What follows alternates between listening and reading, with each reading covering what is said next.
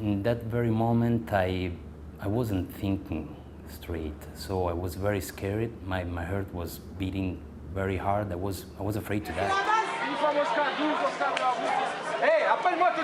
So I was looking at, the building that wasn't there anymore, but I was worried for myself and for the people that they were, around me.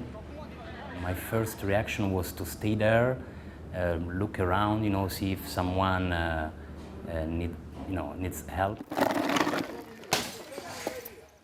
And then I saw two of my colleagues, Logan and Blago. One is the photographer, the other one is the cameraman. Careful sliding. They were running up toward our office to get the cameras and, to start to shoot.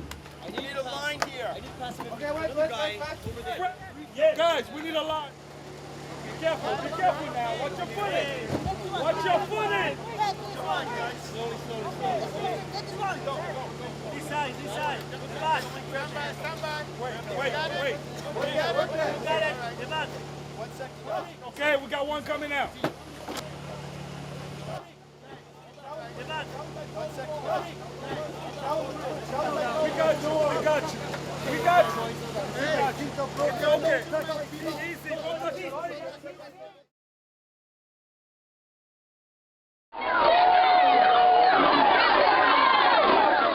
We started making our way back to Pétionville. There's this mass number of people moving from downtown uphill towards Pétionville. We estimated they had about 500,000 people, because rumor had it that there's going to be a tsunami. So this massive number of people, the whole street, you see people, everybody carrying their bag. So we thought, well, there's no likelihood of that happening. We got to calm people down. So what we did was stop and we were talking to people that it's no tsunami.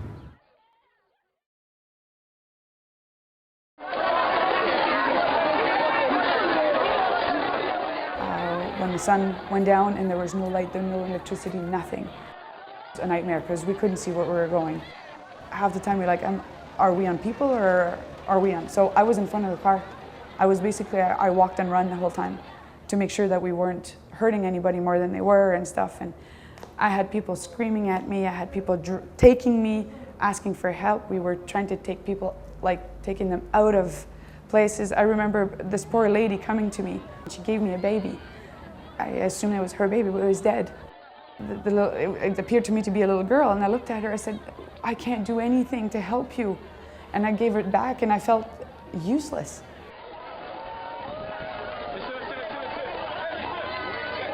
I'm a police officer. We've been trained to pretty much, you think you're trained for everything. You think you have the training for emergency situation, chaotic situation that we've been in.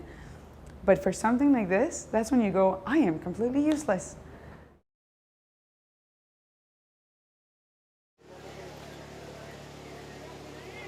Y lo que más nos importaba, ¿no? Encontrar una persona con vida.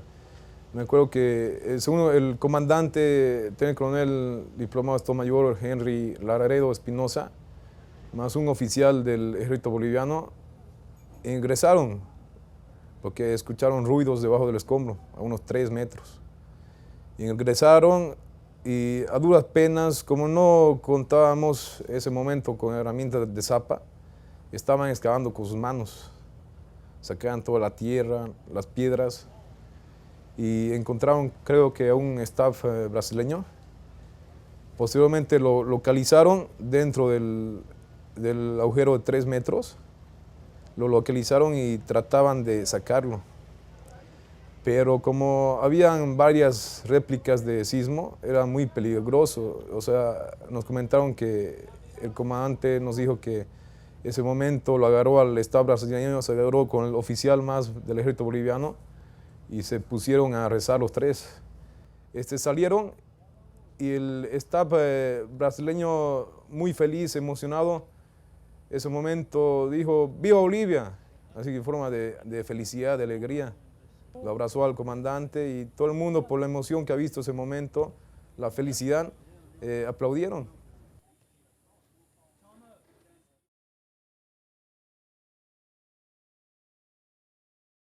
There was 3 of us.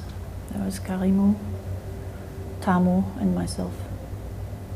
And Tamu and Karimu were on the 4th floor when it happened, because I just left them to go down. Suddenly my radio started saying something, and it was Tamu. I got my radio up, answered it, he responded, and I passed the radio to one of the other security officers. And they spoke with him, they had contact with him, they located him on the rubble, and they could see that Karimu was dead.